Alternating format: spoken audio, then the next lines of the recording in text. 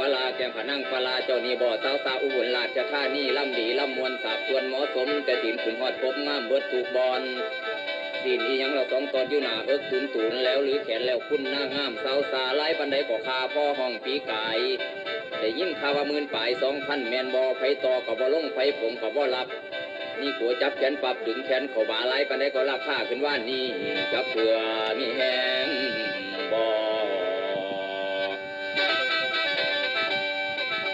โอละน้อนวลเอ๋ย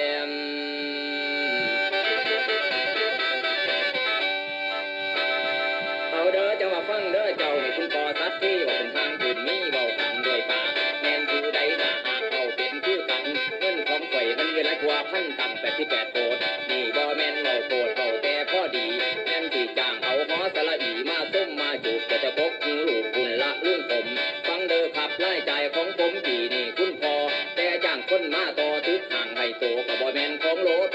880,000จ่ายไปทางอื่นก็มากมายหลายพันจ้างเด็กหน่อยตีกันมือนี่ตั้ง10 ผู้ให้เงินเขาผู้หนึ่งตั้ง10 เหรียญทองมาเขาศกเขาท้องฟาดกันบักใหญ่จนปากแตกปากไข่แก้วหักแก้วถอนจนว่ามันมีวันกลัวบุญ10 ศาสตร์บางมือเศร้านี่เบิด150 บาทแต่ได้หน่อยคิดหลังนี่จังแม่นมันจังคิดต่อคิดตุกโลเกตยมบันแห่งคิดหมาแกขี้หูขี้ตาถอนเข้าถอนหนวดบอนได้ปวดน้ำแข็งน้ำขาเปิดเด็กหน่อยเข้ามาให้กันให้บีบให้เงินเขาผู้ละหีบกับเหรียญทองคำเมื่อได้หน่อยเขาต่ำกันไต่มือผู้ใดสิลื่นเรื่องเว้าทั้งนี้เป็นโล่งเลยโล่งสีนี่ก็นับบ่ปูถ้าหน้าท่านตั้งอยู่ในประเทศไทยก็สิแม่นของไผมีแต่ของกาบาทลุงกาดาดอยู่จากวัดกันมีแต่ของผู้ล้านเบิดเที่ยงไว้หอยแม่นผู้ใดมาสิอวดมาต่อยเซ็งบักเจ้าสัวบ่เกินกะลาหัวเสินให้มันแข็งคิดเบิ่งที่คิดเบิ่งหมอเปลี่ยนแต่งเอาเมียมาส้มผู้อยู่เมืองพระน้องก็เบิดตั้ง18,000เมียผู้นั้นบ่อยเห็นฮอดแดดเอาเสื่องไว้ในไห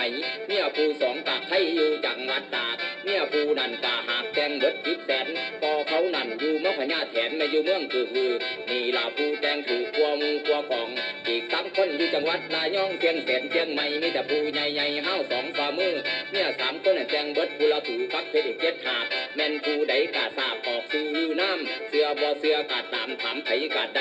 ปีนี้เขาตั้งให้เป็นรัฐมนตรีเว้าน้ำหัวใจโตมักล่ำมักฟ้อนนึกขอพักไว้ก่อนปีหน้าจังสิเป็นเบิดบทนี้มีมาบทใหม่สิไล่บันตัวไปเดินหน้าต่อไปเข้าป้าไม่ดันดุงไทยสนคือสีทนดุงเดินเพิ่นใหญ่จะมาเดินโดมถ่ายกินนี่ลิ้วลีขึ้นไปโหกีลีทนี่โอ้